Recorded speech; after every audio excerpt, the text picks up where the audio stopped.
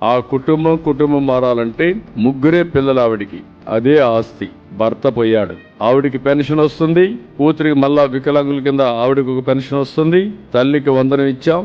ఈ డబ్బులు తీసుకొని అదే మారిగా మెగా కింద వాళ్ళు ఇచ్చే డబ్బులు తీసుకొని వాళ్ళకి ఆలోచన ఇస్తాను. ఆ ఆలోచన ఏంటి, ఏం చేస్తే ఈ కుటుంబం బాగుపడుతుంది, ఎలాంటి చదువు చదివించాలి, చదివించి వాళ్ళు సెటిల్ అయ్యే వరకు చేసే బాధ్యత మార్గదర్శిగా అప్పచెప్పాను. అది కాన్సెప్ట్. అంటే ఒక 20 ఏళ్ల తర్వాత ఈ రాష్ట్రంలో అందరూ కూడా మెరుగైన జీవన ప్రమాణాలు, తిండి, ఆరోగ్యం, కనీస అవసరాలు, లేకపోతే పిల్లల్ని బాగా చదివించుకునే అవకాశం, ఇవన్నీ ఉండాలని చెప్పి కోరుకుంటున్నా. దానికే ఈ కార్యక్రమం చేశాం.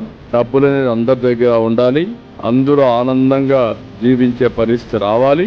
ఆ కార్యక్రమానికి మొట్టమొదటిసారిగా మన రాష్ట్రంలో శ్రీకారం చుట్టాం. దేశంలో ఎక్కడా లేదు.